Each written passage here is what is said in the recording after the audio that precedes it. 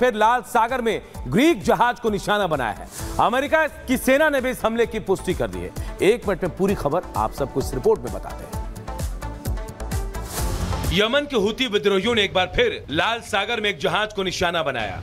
यह जहाज trans world navigator Greece की कंपनी का है। यमन के विद्रोही गुट हूती ने दावा किया है कि उसने लाल सागर में एक जहाज को निशाना बनाया। हूती के प्रवक्ता याहिया सारी ने कहा कि जहाज ट्रांस वर्ल्ड नेविगेटर पर लाल सागर में हमला किया गया। दरअसल गाजा पर इजराइल के हमले के विरोध में हूती विद्रोही अंतर्राष्ट्रीय शिपिंग के खिलाफ चल रहे अभियान के तहत जहाजों को अपना निशाना बना रहे हैं। हूती का कहना है कि यह जहाज उन कंपनियों के थे जिन्होंने कब्जे वाले फिलिस्तीन के बंदरगाहों में प्रवेश करने पर प्रतिबंध का उल्लंघन किया।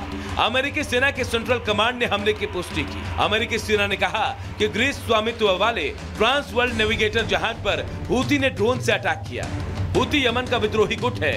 ये समूह पिछले साल नवंबर से शिपिंग लेन में ड्रोन और मिसाइल हमलों से जहाजों को नुकसान पहुंचा रहा है। हूती का कहना है कि ये हमले इजराइल के युद्ध के खिलाफ फिलिस्तीनियों के एक साथ एकजुटता दिखाने के लिए है।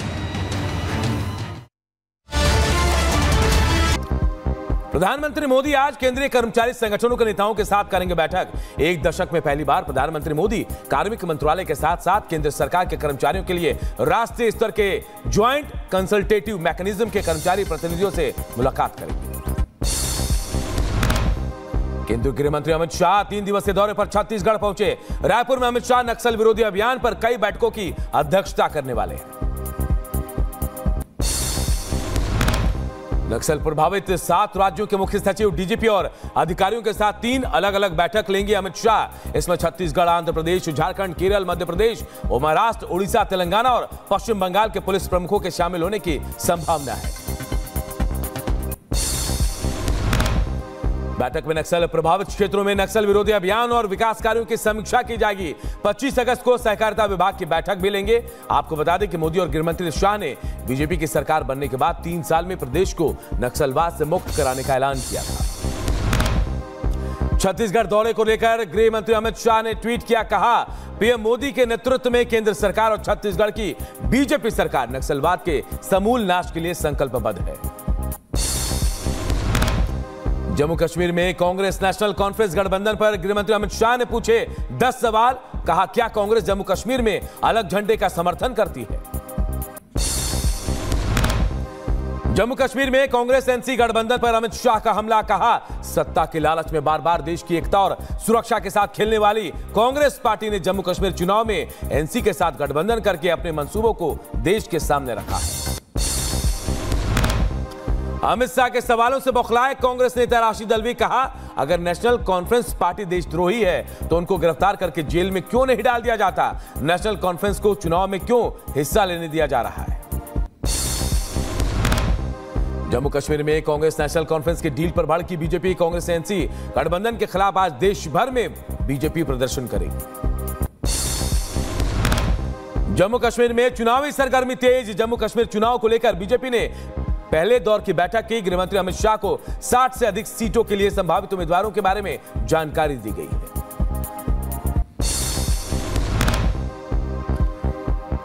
मोदी जेलेंस्की की मुलाकात हुई है, शांति पर बातचीत हुई है और दोनों देशों से रूस और यूक्रेन से प्रधानमंत्री मोदी ने युद्ध रोकने का आह्वान किया है।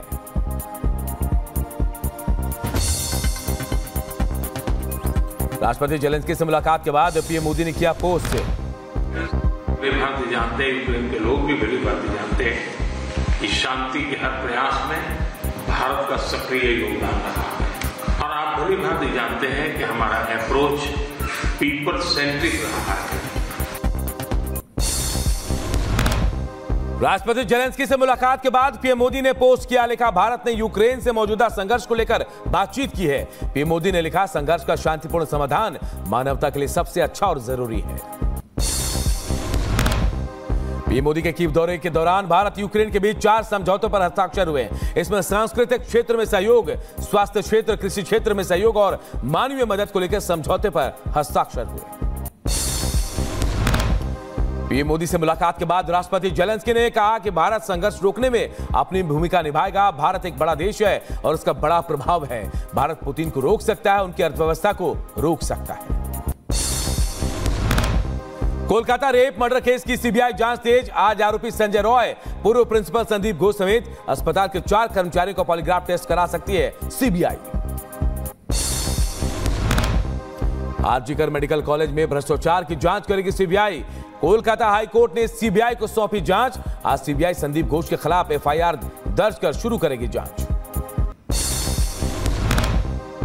कोलकाता रेप मर्डर केस में इंसाफ की मांग को लेकर सड़कों पर उतरे लोग। हाथों में मशाल लेकर लोगों ने किया विरोध प्रदर्शन। पीड़ित परिवार के लिए इंसाफ की मांग। कोलकाता की घटना को लेकर रिपब्लिक भारत की टीम ने पीड़ित परिवार से बातचीत की। पीड़ित परिवार को सीबीआई जांच पर भरोसा। पीड़ित के पिता बोले, सीबीआई अपने नाम के अनुसार काम करे ताकि जल्दी हमें न्याय मिले। कोलकाता रेप मर्डर मामले में आरोपी संजय रॉय की बहन का बड़ा बयान सामने आया। आरोपी की बहन बोली, 17 साल से भाई से नहीं हुई बातचीत, अगर गलत किया है तो सरकार की हर सजा मंजूर है। कोलकाता की घटना को लेकर देश भर में विरोध प्रदर्शन जारी। यूपी के शाहजहांपुर में घटना के विरोध में विश्व हिंदू परिषद और दुर्गा वाहिनी ने बंगाल सरकार का पुतला फूंका। ममता सरकार को बर्खास्त करने की मांग। बांग्लादेश में हिंदुओं पर हो रहे अत्याचार के खिलाफ देश में जबरदस्त गुस्सा। यूपी के सीतापुर में लोगों ने निकाला शांति मार्च। हिंदुवादी संगठनों ने सड़कों पर किया विरोध प्रदर्शन। यूपी पुलिस भर्ती परीक्षा का आज दूसरा दिन। परीक्षा केंद्रों पर पुलिस का सख्त पहरा। नकल मुक्त परीक्षा के लिए यूपी पुलिस ने किए हैं कड़े इंतजाम। लखनऊ में पेपर लीक की अफवाह फैलाने पर सपा के पूर्व मंत्री यासर शाह के खिलाफ पुलिस ने दर्ज किया केस। अफवाह को लेकर सपा के पूर्व मंत्री जल्द उससे पूछताछ कर सकती है पुलिस। यूपी पुलिस भर्ती परीक्षा को लेकर योगी सरकार की तैयारियों से अभ्यर्थी खुश। परीक्षा केंद्रों तक पहुंचने के लिए फ्री बस सेवा का लाभ ले रहे अभ्यर्थी। निष्पक्ष और कदाचार मुक्त परीक्षा के आयोजन को लेकर सीएम योगी को दे रहे हैं धन्यवाद।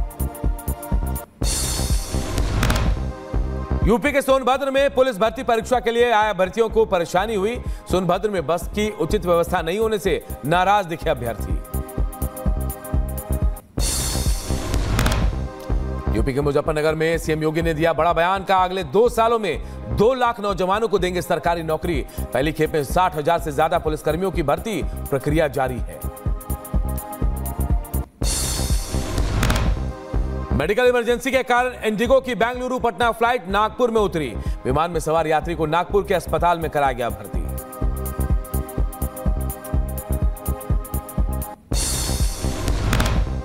उत्तर प्रदेश के जौनपुर में धार्मिक भावनाएं भड़काने वाला एक वीडियो सोशल मीडिया में वायरल। वीडियो में एक शख्स सड़क पर दुर्गा पूजा का पंडाल ना लगाने की धमकी दे रहा है। पुलिस ने इस पर केस दर्ज कर लिया है। आरोपी की तलाश की जा रही है। कस्तूरबा गांधी अस्पताल की घटना को लेकर दिल्ली बीजेपी ने उपराज्यपाल को लिखी चिट्ठी। दिल्ली एलजी से अस्पताल का जायजा लेने की अपील की। घटना के दोषियों पर कार्रवाई की मांग। कस्तूरबा गांधी अस्पताल में बिजली गुल के होने के दौरान नवजात की मौत की तत्काल जांच शुरू करने का निर्देश।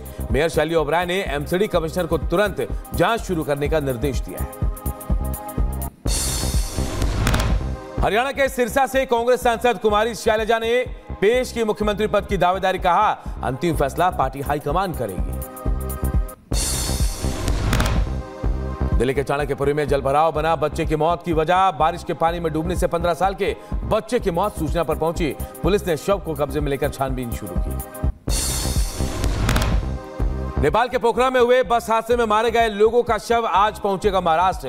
हादसे में मारे गए 24 लोगों के शव आज महाराष्ट्र भेजे जाएंगे। यूपी के बिजनौर में एक लड़की को इंस्टाग्राम पर भेजे गए अश्लील मैसेज विरोध करने पर आरोपियों ने मोहल्ले में उत्पात मचाया। भारी तनाव के बाद इलाके में पुलिस फोर्स तैनात। फ्लैट कब्जाने को लेकर दिल्ली पुलिस के जवान ने की व्यापारी की हत्या। दृश्यम फिल्म से लिया मर्डर का आइडिया। पुलिस ने आरोपी को गिरफ्तार किया। हत्या में इस्तेमाल हथियार और एक कार भी बरामद। बागपत में विधवा महिला को शादी का दिया प्रस्ताव। भाई के विरोध पर दोनों पक्षों में जमकर लाठियां चली है। पथराव में महिलाएं समेत कई लोग घायल हो गए हैं। खूनी संघर्ष से तनाव का माहौल। इलाके में भारी पुलिस बल की तैनाती। हरियाणा के रोहतक में पहलवान पर हुआ जानलेवा हमला। रोहतक के गांधरा गांव में पहलवान पर हुई फायरिंग। वारदात के बाद हथियार लहराते हुए मौके से फरार हो गए आरोपी। रायबरेली के गंगा के पुल पर मामूली विवाद में 2 पक्षों में जमकर मारपीट। मारपीट का वीडियो सोशल मीडिया में वायरल हुआ। वायरल वीडियो के आधार पर आरोपियों की तलाश कर रही है पुलिस।